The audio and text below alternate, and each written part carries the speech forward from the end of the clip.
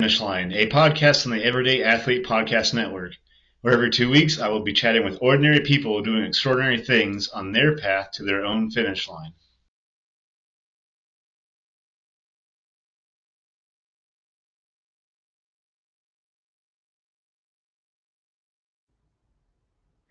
Hey everybody, welcome to Beyond the Finish Line. And today we have a special guest, Chad Sullivan. Chad Sullivan is here today, joining us. He is a father, a husband, an ultra runner, a sober runner. He is also editor of Hard Prairie Magazine, and someone that I consider a good friend. I lean on Chad a lot for a lot of advice with my continuing ultra distance journey, and I'm just super excited to have him here. And without further ado, I'd like to bring Chad up. Hey Chad, how's it going? I'm good, man. How are you? Yeah, good. Glad to have you here. I appreciate you having me on, man. Thanks. This is awesome. So I just want to start out and ask, who is Chad Sullivan? I know it's a big question, but um, please fill us in. Yeah, I mean, I think your intro was pretty on point. I'm a father, I'm a husband, I'm a runner. I edit this great magazine that me and some people have put together called Hard Prairie. It's kind of our love letter to trail and ultra running. And yeah, I mean, it's difficult to put anybody into a nutshell, or so to speak, but yeah, I like to think that I'm many things all at once, I guess. Nice, nice. So tell me first how you got into running. Well, I ran in high school, and I wouldn't say I was anything special. I probably, if I remember correctly, quit my junior or senior year. I didn't particularly care for. I don't know why I quit, to be honest with you. I think I was burned out from sports at that point. I think I'd been playing some form of sport since I was 5 years old, summers included. And I think by the time I got to my upperclassman level in high school, I think I was just kind of over sports. And so I don't remember playing any my senior year, and I'm not sure if I played any my junior year, but I think that just kind of got wrapped together. I just stopped doing it. Um, by my early 20s, I'd gotten myself wrapped up into the drinking, drugs, all that thing, and by my mid 20s, I, for whatever reason, decided to start running as a way to, I think, offset some of the damage I was doing to myself that I knew I was doing to myself. And um, and actually, I think early on I used it as a way to quit smoking cigarettes. I don't think I used it as a way to quit anything else. In fact, I know I didn't, but it did help me quit smoking cigarettes. And so from there, I started doing little 5Ks, and then half marathons, and pretty much did that for many years. And about 10 years ago, maybe a little longer, I found trail and ultra running, and I haven't turned back since. Isn't that how the story goes? Once you found it. Yeah, it's a common story, man. Once you found it, you're in. So, okay, Totally. tell me about tell me about the moment when you realized that you love the trail so much. Like, when did that actually come to you? Oh wow, that's a really good question. When I went back to college late. I think just because of the lifestyle I lived in my 20s, I don't think I went back to finish my undergrad degree until I was 26, maybe. And I remember reading the book Into the Wild, actually, the John Krakauer book. And at some point in time, I just thought it'd be fun to go for a run out the in the woods. It was as simple as that. It's just a simple, random thought. And so there was a state park about an hour and a half south of where I live called Starved Rock. And I knew that they had some trails down there. And I knew that they had a pretty extensive trail system down there. And so one Friday after class, I drove down there and I just started running on the trails down there. And it's beautiful. It's a beautiful trail system on the Illinois River with some couple of cliffs, a lot of canyons, some single track, a lot of single track. It's primarily single track now that I think about it. And I fell in love with it. and I didn't know what to do with that love. I just knew that I wanted to keep going back. So once I started doing that, I used to go back every Friday after class. I would drive down there. I'd run the whole network of trails from one side of the park to the other and back. And I think it was 10 or 11 miles, but it was perfect. It was perfect. And I began to really appreciate the connection I was making, not only to myself, but to the outdoors, and being able to kind of establish a newfound love for nature, and something I think I really enjoyed as a kid, but didn't experience enough of. And as I got older, I found that I had the freedom to do that more frequently. In my late 20s, I wasn't married. I didn't have any kids. I was doing a lot of things that, kids who are 18 or 19 were probably doing. So I was kind of exploring those aspects of life late, and doing so, you know, that was part of it. Finding trail running was part of it, and yeah, I think reading that book and finding that trail system at Starved Rock State Park really made a big difference for me. I know it did. I know it did. Yeah, it's beautiful. I've had that moment recently. I'm sure you can agree with this, where it's like it's not even about like the running anymore. It's just like it kind of like what you're saying. It's more about just like that connection with nature. That's certainly like where like my trail running has been taking me lately. Like the miles are just kind of like a side effect of everything else. Really. It's like it's cool you get those in, but Well, and I think I've seen some yeah, photos. it's huge, man. You had posted some photos, Joe, recently on your social media of, I think, a state park or something that you went to. There were some nature photos of a run that you had been on, and the first place I thought of was Starved Rock. It looked very similar to where I kind of cut my teeth, and you and I, being from similar states with similar terrain, I'm pretty certain that you and I probably run on some very similar single track, which is kind of cool. We can kind of bond over that, but yeah, it's. Yeah. I don't know, man. It's a connection that is profoundly important to me. Yeah, it's huge what it'll do for you. Yeah, those single track, I like to refer to them like single track utopias. I get lost in those, Hmm. man. It makes me so happy just being Absolutely. there. The fact that I get to run there is just fantastic. But it's like, yeah, that's amazing. Um, so I want to get into Hard Prairie, Yeah. obviously, but I want to ask like where did Hard Prairie how did it come to be? So I had Um, done some work for Eat Clean Run Dirty magazine for a few years, and I was writing for them and kind of getting a feel for um, just the scene on a broader level. And it occurred to me that there wasn't a lot of attention being paid to the state of Illinois, which is where I live. So initially, Hard Prairie was my way of kind of crafting a love letter to the state of Illinois and the runners there and the events that we had here.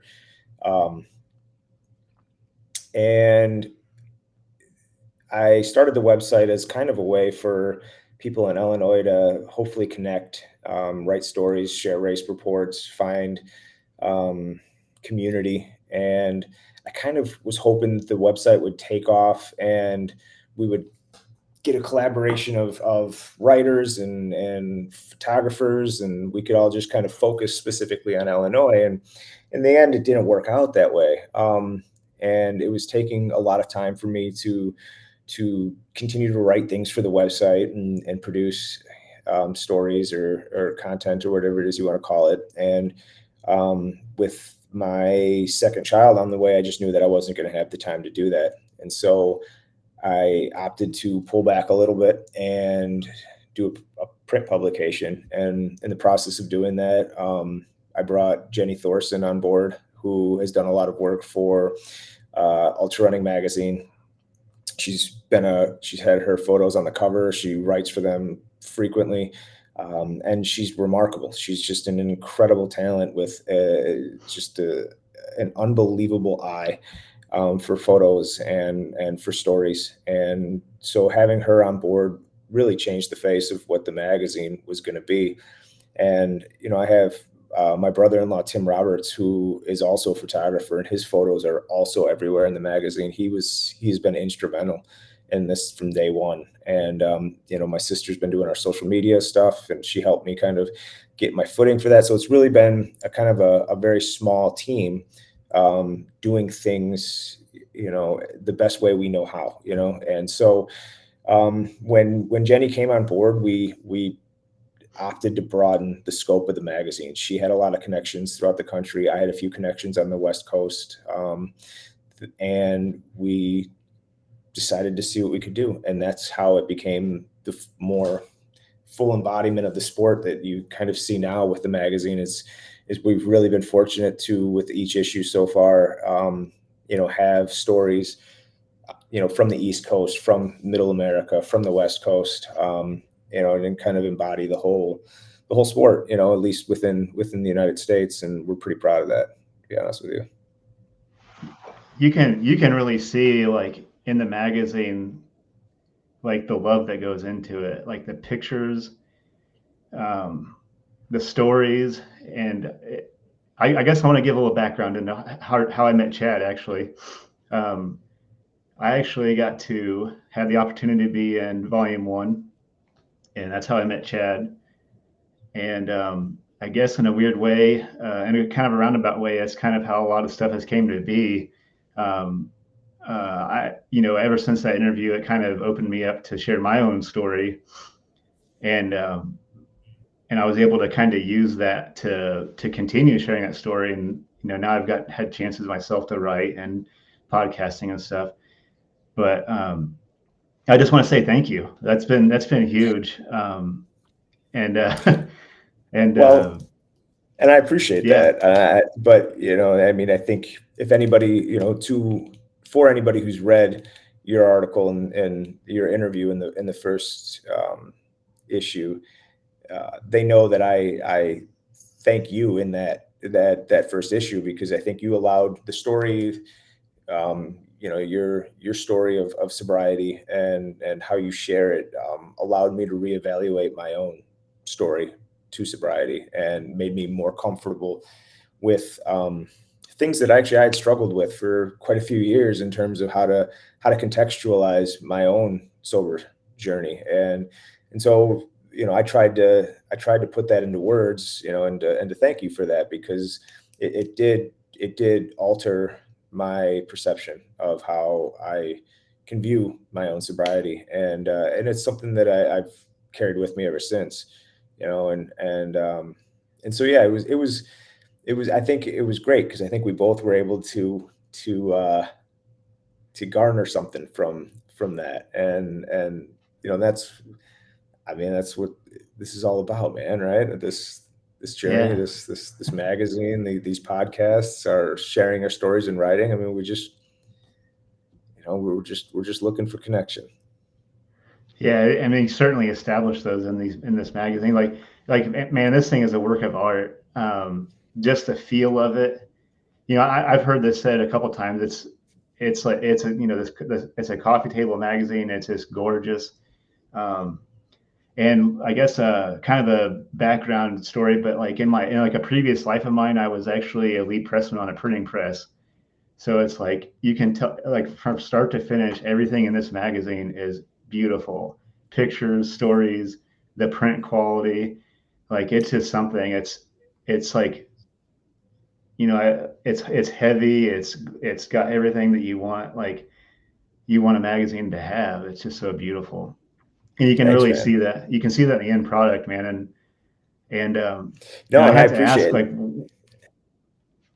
yeah. What's it like to what's it like to do all this work, like get all these stories and get all these moving pieces together, and like finally hold, like, see all your work come to fruition, like finally hold that thing. Like, what's that experience like? It has to be amazing. Just Yeah, so it is. And it's so for us. So putting the magazine together, Jenny and I typically meet probably about a month and a half before the magazine is finished.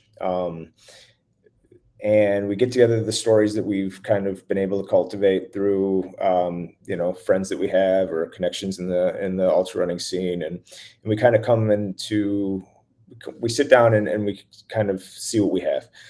And Jenny is far more instrumental, I think, in the stories that are coming to this magazine than I am. I would be remiss to say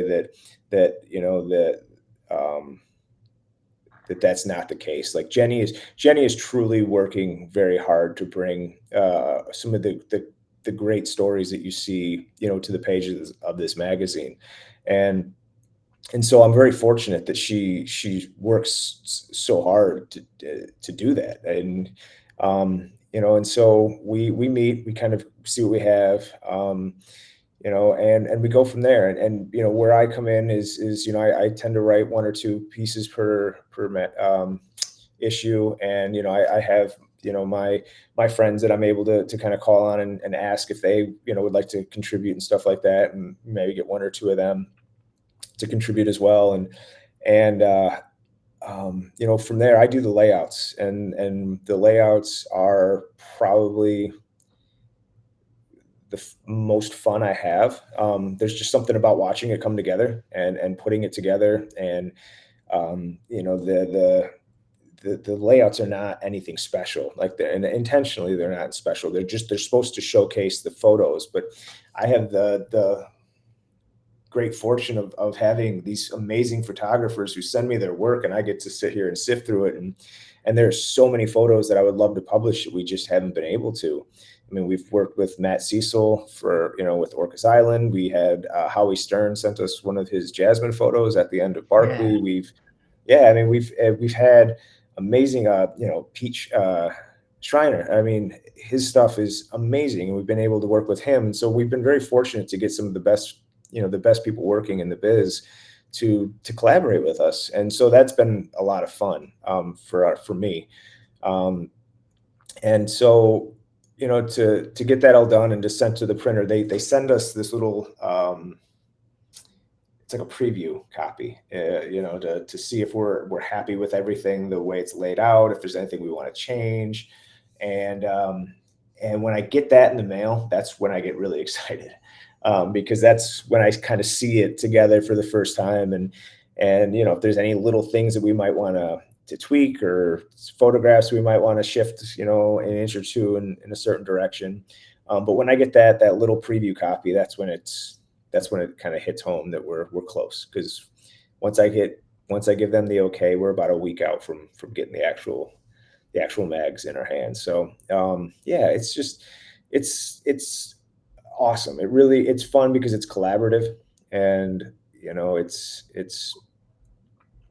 we've been very fortunate. We really have. I mean, we've been very fortunate that some really talented people have wanted to work with us, and we hope that continues. We want to continue to build those collaborative relationships within the community for sure.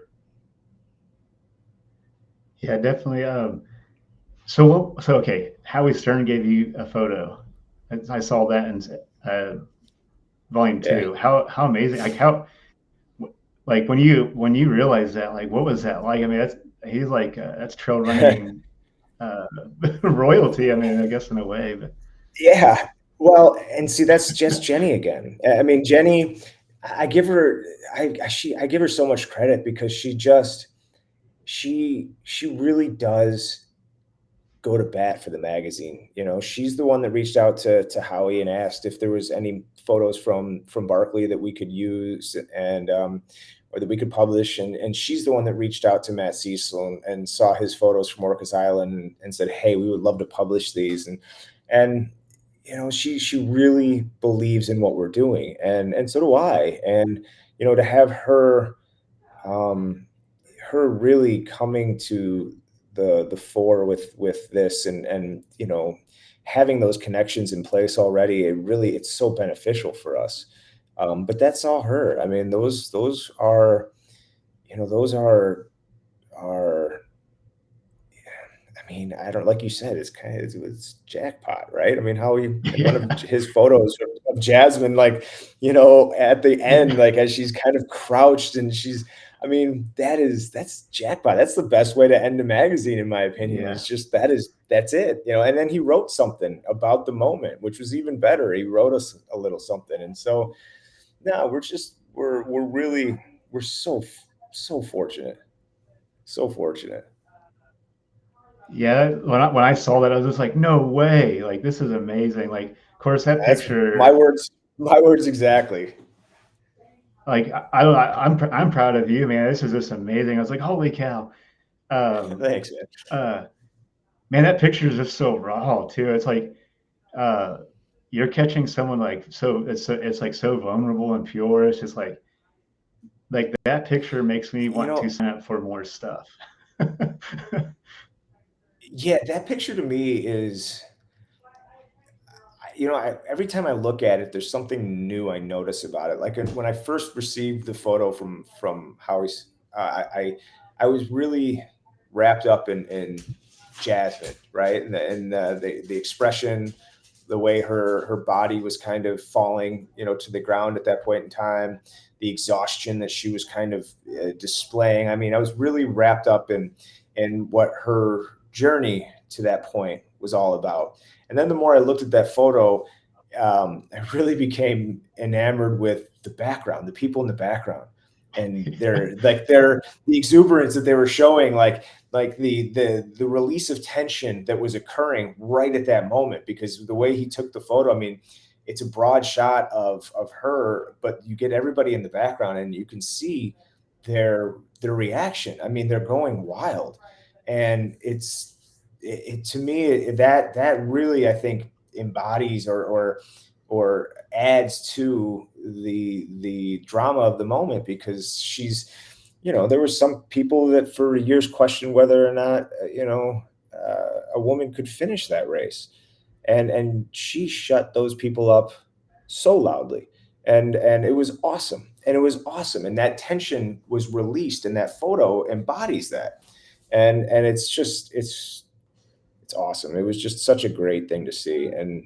we were lucky. We were very fortunate that he allowed us to publish that.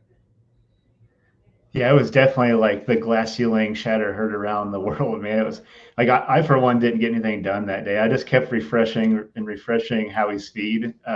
Yeah, I think his feed was being shared by another trail runner. yeah. But yeah, I was just I mean, like holy cow.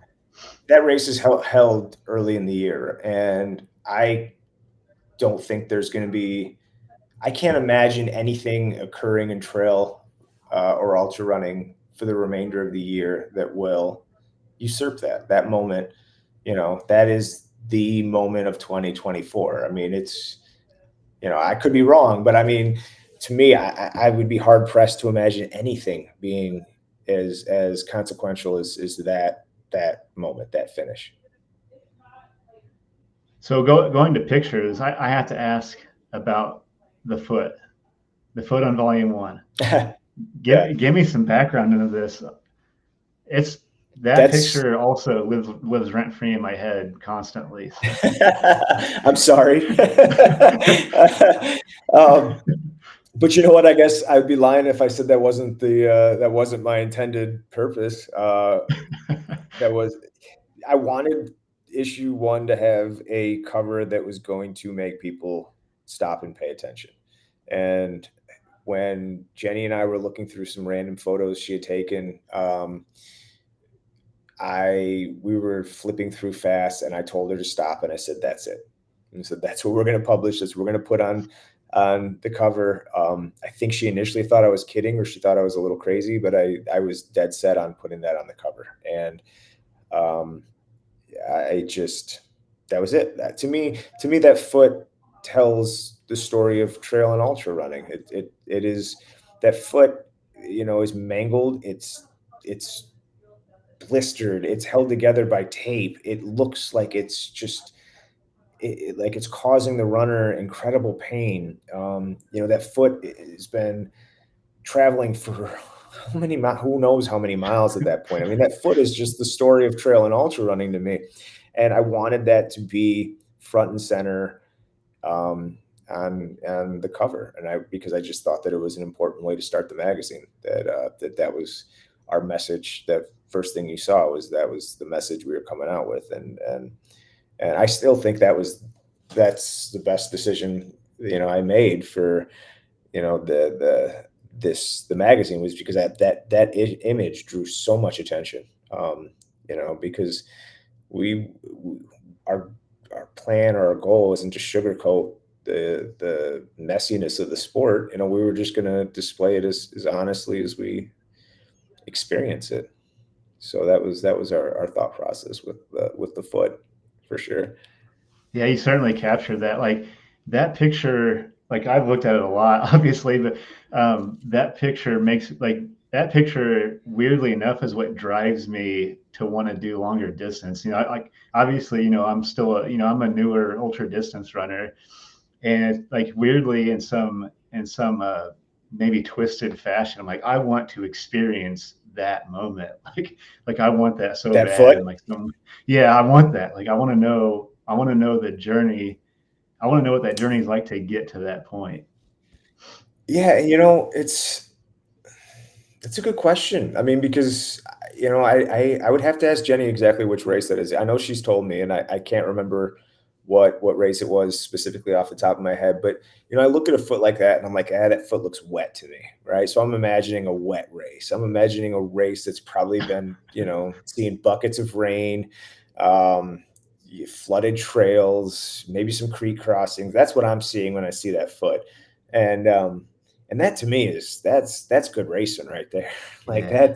that's fun, right? That's the stuff that it's fun. Maybe isn't the right word. I mean, but that's part of it, I should say. I mean, I've been through some races where it rains and it's not fun, right? It's miserable. But yeah, that I mean, that foot, there's a story to it. You're right, and to aspire to that foot, more power to you, man. I think that's great, because that means you're willing to get down and get dirty, and that's what that's kind of what this is about, isn't it? Is to just see where your body can take you, and to challenge yourself, and to have your skin break down on your feet, and still press on, and to know what that pain is like, but to still say I'm not done. I mean, those are the boundaries that we choose to test, and that's what makes this so much fun.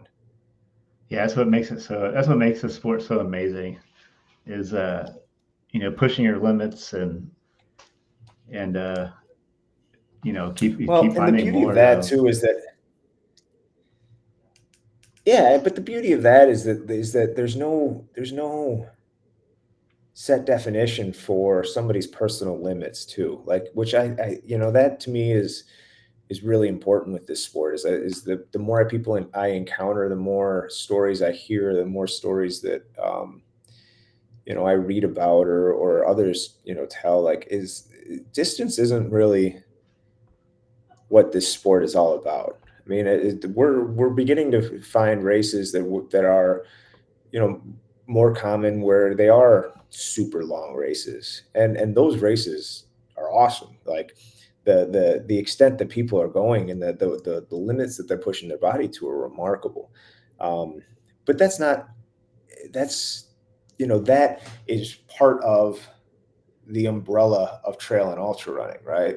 Trail ultra running, includes the 50K. It includes, a 50 miler just as much as it includes a 200 miler. And that umbrella is important, because you can be somebody whose goal is a 50K and still call it, and still consider, an ultra runner. And that's earned, man. That's the beauty of this, is that it's so inclusive of so many different distances and body types, and people, that it's that's something that's special, and something that we need to to hold on to, and to get behind it. And I think that's remarkable, because somebody who's doing a 50K is going to experience some incredible pain, and it's going to be the hardest thing they ever do, and that might be their end all. That might be the distance that is it for them. And you know what? That's great. That is awesome. I mean, that should be celebrated, totally celebrated.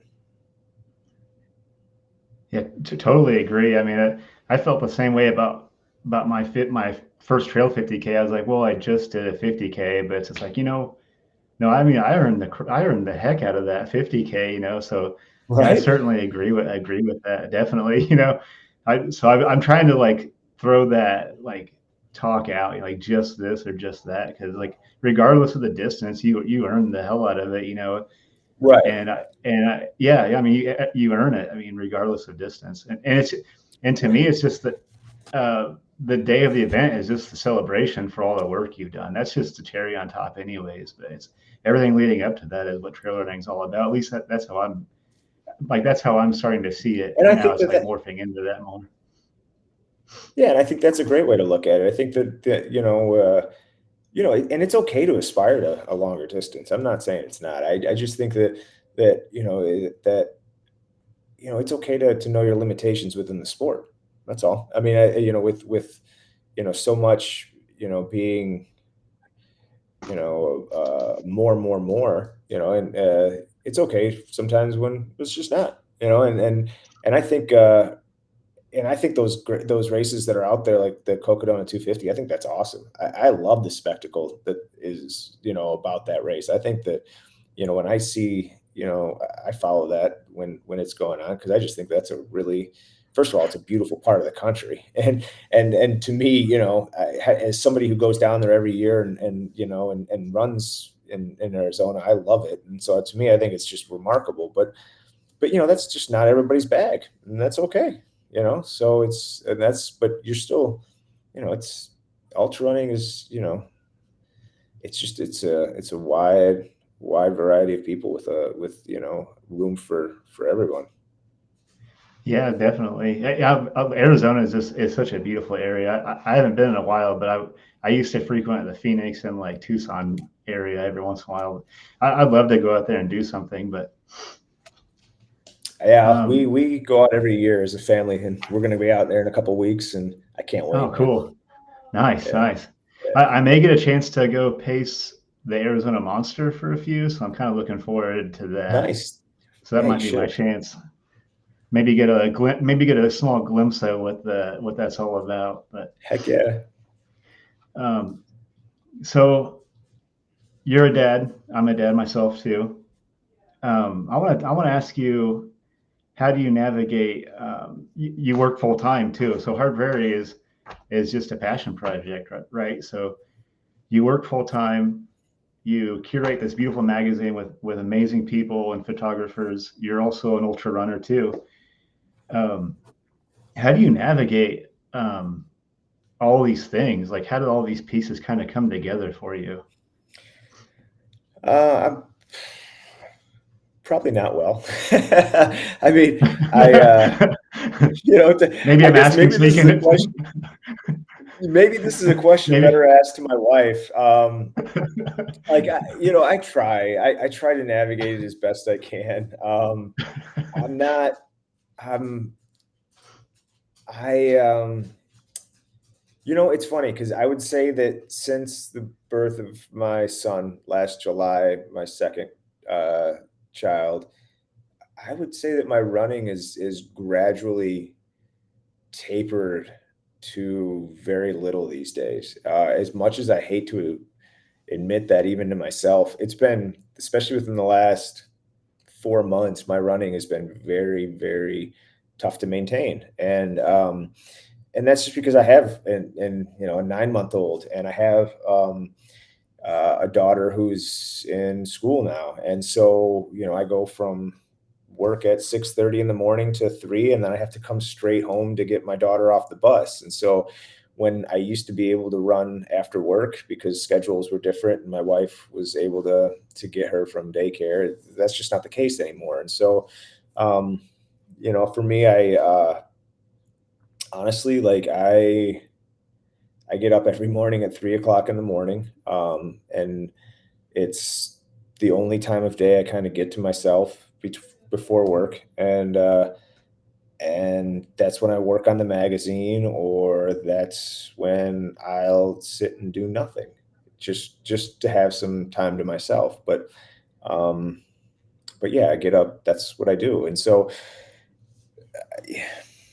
it's funny. It's a tough question because it's probably not something that I juggle as well as I'd like to be able to. As a father, being a father and husband have to come first. And it's it's not it's not always easy. I mean, you know that. It's just not. I mean, I know Yeah. you have a lot of like, I know you are passionate about a lot of things outside of running and so it's not always easy to maintain um, every hobby that we have with regards to our family, but family, in my opinion, always has to come first.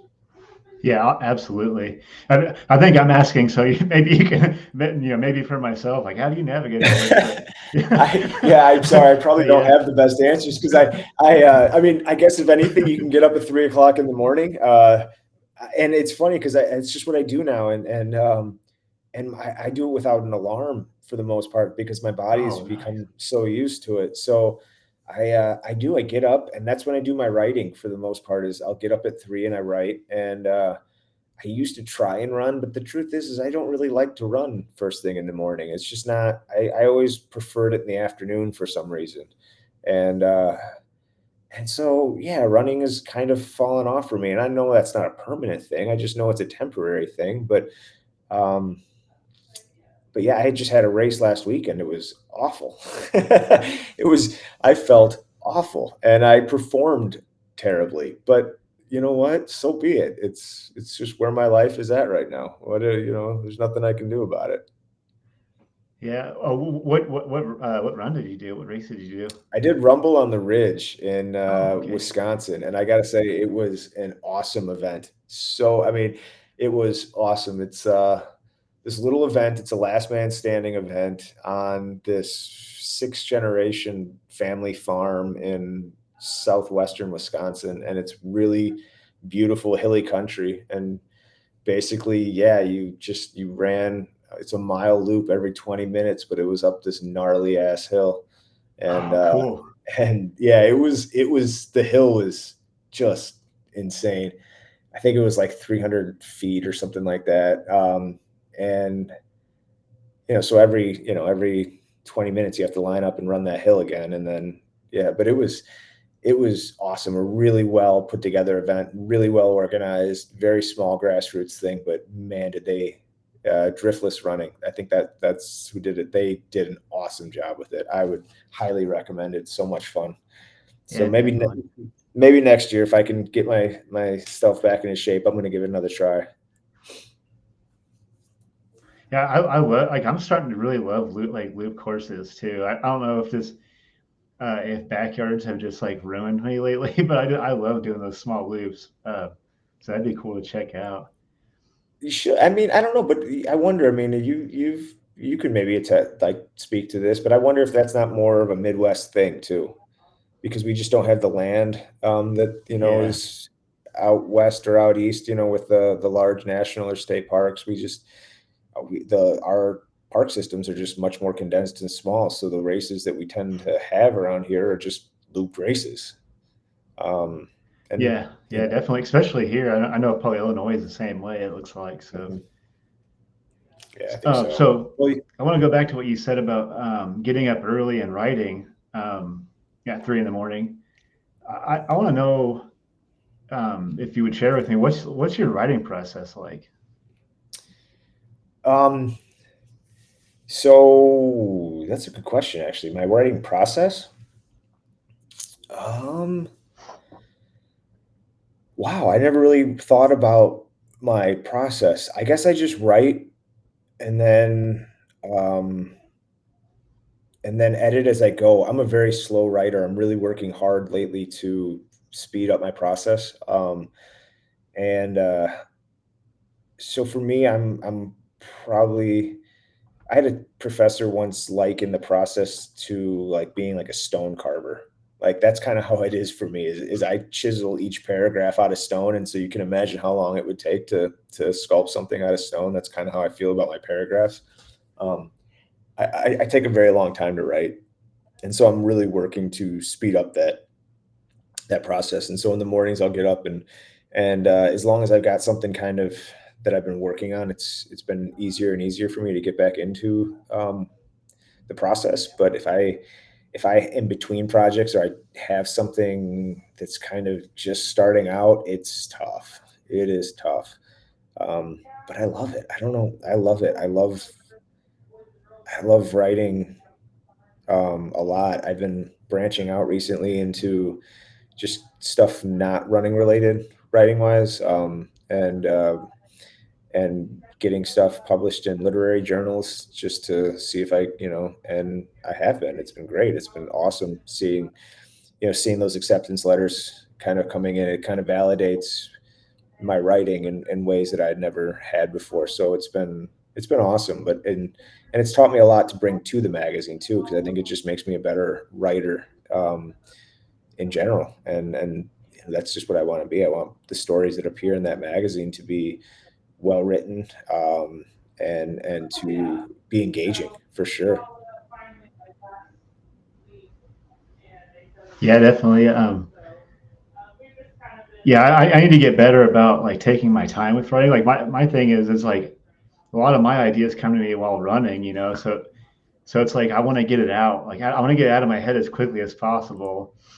So, when I finally do put it out there, I'm like then I kind of like backpedal almost like, why did I say this and why did I You say mean this? after? But that must just be Well, so you mean something. after you've written it? What's You it? think that, like, after you see it in print? Yeah, yeah, So yeah, and it's funny because I, yeah. I I used to do that too, and I don't know what it is, but recently I've been trying to really cut down on like useless words. Like I find that when I started writing, I would write the way I spoke, and I think a lot of people do that.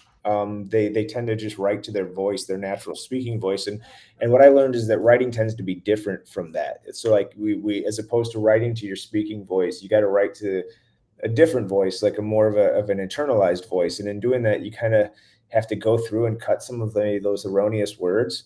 And once I kind of figured that out and figured out the trick to it, it kind of like a light bulb went off in my head.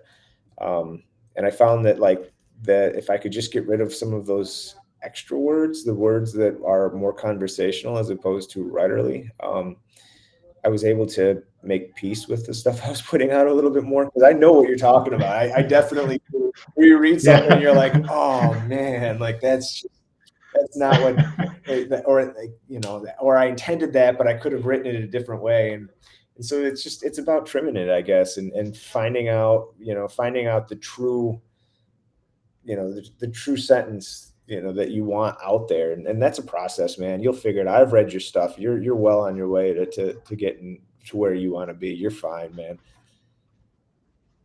Oh, thanks. Yeah, it's just I think it must just be like a writer, like a condition of like a writer, like you just really are never happy with anything that you truly put out there. I don't know. Like I'm the same way with woodworking. Like I don't think I've liked a single project that I've ever made, but It's funny. and I know you can't. I don't know. I would have agreed with you a while ago. I don't agree with that now, though. I do think there's a way you can make peace with it and still find room to grow. Like I would say that the stuff that I've had recently accepted for like the lit journals, for example, like those aren't perfect, but like I'm totally okay with them, which is funny for me because I can't always say I've been that way in the past. Um, and so I think that there's a way to be okay and like accept where you are as an artist, so to speak, and still find room to grow.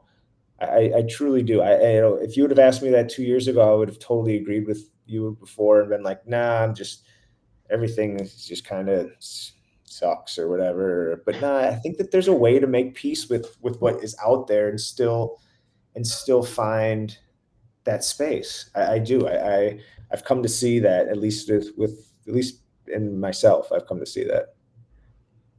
Nice. I'm glad that you're getting past that. I guess my time will come because It I will, mean man. you're a phenomenal writer. Like your writing is what I want my writing to be. I mean, obviously not to. go too far down rabbit hole, but that's like like everyone in your magazine captures that. It's like, this is so good. Like, this is what I like my writing to evolve to someday. So, And that's just, it's a practice, man. It's a practice, just like your woodworking. I mean, I've seen your woodworking, and it's no different than turning a lathe or whatever the process is that you do. You begin to develop that feel. So when the knife is or the blade is working, is doing its magic on a piece of wood, and you can kind of feel it in the process, the give or the take, of that whole process. You begin to feel that with the words that you're using, they become just as malleable. And it's like running, man. Like when you've hit that groove on a trail, right? When like your body is in sync with your brain and is in sync with the terrain. Like everything feels this connection, and it's there, man. I mean, you know it, and you'll hit those grooves, man. You'll hit that pocket. You just got to practice. It's like training. It's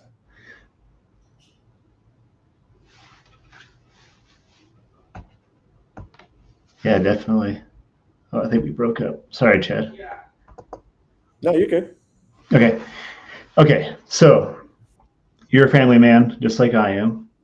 And I had a moment when I was running an ultra back in December where I was running and I was kind of up against it. And I usually kind of go like phone silent for most of my runs, but I was doing pretty poorly. And I checked my phone and I saw this text message from my daughter. She had been tracking me while I was running, and all these this group message came from my family about, you're killing it, you're crushing it, keep going. And I saw something that stuck out to me in one of your Instagram posts, I think, and I was wanting to ask the background behind the nickname Dinosaur Man. Yeah, it's a really good question. So last year I tried to run the Potawatomi 100, and I had tried to run it 4 times before and failed every time, just for various reasons, right? And I had gotten close and just could not figure out how to cross the finish line. And last year, I decided to give it another try. And in the days leading up to it, my daughter was at school, and they made me a sign at her school, and all the kids worked on it, and it had like some writing on it. And one of the things on there that just was, it said like, "You're crazy dinosaur man," or something like that. And and I asked Isla, my daughter, I said, "Kiddo, where did you come up with dinosaur man?" And she just said, "I don't know, Dad, but you're kind of crazy for doing this." And so I don't know where she came up with it, right? But it was on this sign, and I put this sign in the base of my tent, on the floor of the tent. And after every 10-mile loop, I'd go in there to regroup or whatever, and I'd look at this sign, and I just started to say, "I am Dinosaur Man." As the race started, when things started to go south for me and I started to feel pain, I just started to repeat this like a mantra: "I am Dinosaur Man." And I didn't know what it meant. And I know my daughter didn't know what it meant either. Um, but it meant, it was, whatever it was getting me through. And I knew that she was going to be there if I finished, right? And she was. I kept saying it: "I am Dinosaur Man." And and at the end of the day, like, it's one of those things where, like a kid will do without having any sort of preconditioned expectation behind it. And I just took it and ran with it, literally. and and she was there. She was there. She ran with me for the final like 100 yards of the run, and I just remember I was bawling. But yeah, like that was it, man. Like, it was something as simple as just this little sign that she made with her friends at school. And I still have the sign, I think. I'm pretty sure I do, but I know I have the memory. I was thinking of getting it tattooed actually on my arm somewhere, but just I don't know. Just so if one day she ever asks me, "Dad, what's this Dinosaur Man thing?" I'll tell her. Yeah, that's beautiful. I mean, I saw that. I was like, my daughter did something similar. She like made these like little thumbprint people and put like "Don't stress out." Like, and I had that like on my desk at work, and that's gotten me through some tough stuff. And then like my last backyard, my family showed up at like mile 40 something, and I was just like, oh my goodness, I didn't even know they were going to be there. Like, so same thing, like it pretty much got me to tears. But that, like, I just love that, man. I love the nickname, and I love that you have that support. So it's got to be like a huge, like we couldn't do this Yeah, it without is. them, right? I mean, No, in fact, no, we couldn't at all. Like, and I've been fortunate in the sense that my family has also been serving as my pacers for years. Every long event I've run, my sister and brother-in-law and my dad have come along as my pacers. That's just kind of, and for me it was comfort, because if things got nasty, or if or ugly, or if I got down in the dumps, or whatever the circumstances were, I just knew that they'd already seen me at my worst, so I could be honest with them, and plus it was fun. I'm close with my family, so having them come along as a pace crew is just great. But they were awesome at last year's pop, helping me get through that run, because it was just like Illinois weather in spring. I mean, it went from being like 80 something and sunny to being like 39 and sleeting 12 hours later. I mean, it was just an ungodly weather race, and they didn't complain at all. They stuck by my side the entire time in the worst conditions imaginable, and they did it. They were incredible. I couldn't have finished that race if they hadn't been pacing me. There's no doubt. yeah, likewise. There's no way I would have made it that same thing. I ran through every weather condition in the Midwest that day. What you said is the most Midwest sentence I ever heard. Like I got hailed. I was cold. I was overheated. I got hailed on. There was lightning. Everything that day. But yeah, you can't do it without them for Yeah, sure. I mean, nah, um, nah, I'm lucky. so I know you said you're not really racing a lot lately. I know you mentioned in like our private conversations that you were doing a little pacing here and there, but are there any races that you have coming up or training for at all this year? Well, you and I are signed up for the timely nonsense. Yeah, I'm Nonsense, fired up. yeah. I am too, actually. But that's actually the only thing I have on the books right now. I'm doing a pacing gig in uh, October, I think. Oh, cool. Other than that, I don't really think I have anything on the books right now. And I'm not quite sure I'm going to change that either. I think I'm going to keep it pretty wide open. With the magazine being what it is, it's taken a lot of time, and also I've just realized that having races on my docket right now with the two little ones is maybe just not ideal. I think I definitely had that reiterated to me this past weekend, just not feeling uh, up to the race, up to the challenges of the race. And so I think to be honest with myself, and just it's not the year for me to do races. And I'm cool with that. I think it'll be fun for me to maybe find some ways to explore and do some adventure running again, and maybe see if I can't do some extended little 50-mile runs between my house and some kind of erroneous destination. I don't know. We'll figure it out. I'll make something fun up, but I don't know if I'm going to sign up for any races this year. I think I'm going to keep that pretty clear. My schedule pretty clear. Yeah, cool. I'm jazzed about doing timely with you, man. I can't wait. That's gonna Yeah, me be too, man. yeah, it's gonna be awesome. Yeah, you talk about running in loops. That's a tight, small loop, but it's in the middle of the city, and it's cool because the people putting that event on, Cuss Running, they're just Allie is such a class act, and her events are just some of my favorite without a doubt. Just so much fun. There's nothing serious about these runs, but I mean, you can get some serious miles in there, but they are just the most fun. I think, yeah, she had a race not too long ago, and she had a magician out on the course I trying saw, to, yeah, I saw that. That's so cool. yeah, I love doing like Chicago free too, running. but Oh yeah, yeah, so I can't wait. Like, well, I'm like obviously, I'm from like I was born in Chicago, not from Chicago, but I didn't um, know that. I didn't know you were born in Chicago. oh, Evanston, sorry, but Oh, yeah, all right, yeah. yeah, we there for a while as a Navy brat, so we lived. My dad taught firearms at the Great Lakes Military Academy till the '90s, so that's how I got here. But Oh, um, okay. I didn't realize yeah, so okay, we're running out of time, unfortunately, but that. I know I wish we could do this. We could talk for way longer. We'll have to do another episode again, absolutely. I'm But totally game. um, what other projects are you working on outside of Hard Prairie? Um, Oh yeah, we got a dog. Yeah. yeah, Okay, this is Maddox. This I'm glad is I got to see dog. yeah. What other projects do I have? So right now I know you. running.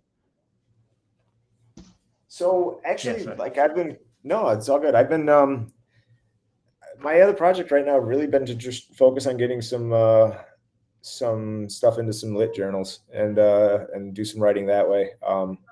Just to really expand uh, my own practice, I think, of just being a writer, and just honing it, and that's been a lot of fun. I'm trying to get faster. I'm trying to get clearer. I'm trying to get better, and getting into these journals, which isn't an easy thing to do in many cases, is validating because when I do get accepted or something like that, I feel like I'm heading in the right direction. So really, that's kind of what I'm working on, is just being a better writer.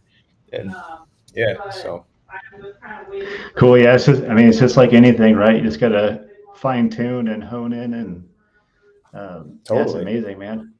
I'm totally. super excited to see where all this goes.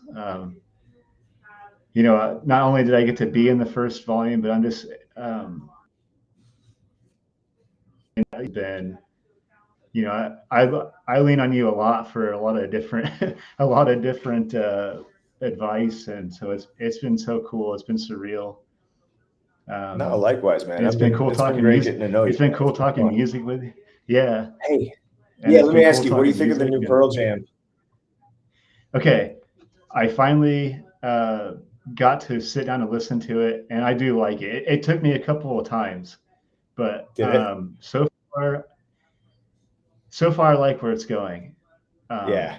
It's cool to see Pearl Jam like mature. So it's just like it's wild, right? Because it's like like we've talked about before. It's like we're both still clutching onto our flannel. It's just like give Right. me give me Seattle sound only. But I really like Wreckage. That song is really See, that really song's good. great. I'm like you. It took me quite a few listens, I think, to kind of figure out whether or not I like it. I actually think it's great now that I've spent a lot of time with it. It's probably my favorite of theirs since Yield. But yeah, Wreckage. You know what Wreckage reminds me of? It reminds me of like a great lost Tom Petty and the Heartbreakers song. Yeah, yeah. I could.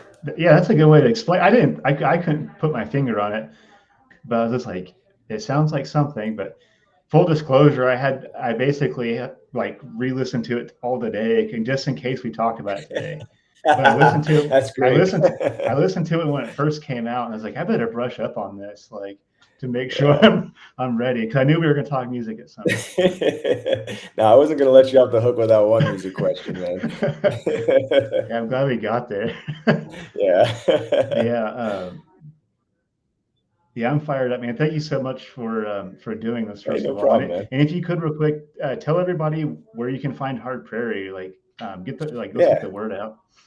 So you can go to, Hard Prairie, all one word, hardprairie.com, and you can order the magazine there. You can subscribe as well for the remainder of the year for 3 issues. We're quarterly, so we come out every 3 months, basically. And you can go to our Instagram and follow us there at Hard Prairie. Uh, and yeah, just keep following us, and we're working. We're starting work on issue 3, and so that'll be out in July, and then issue 4 will be out in October. So, Hey, thank you, Chad. It's truly a work of art, so I recommend it to anybody. thanks, man. Appreciate it. Well, thank you so much for being on here, Chad. This has been awesome. Yeah, thanks for having me, man. Thank This you, has been everybody, great. for I tuning appreciate in. it. Thanks. Yeah, thank you. Bye.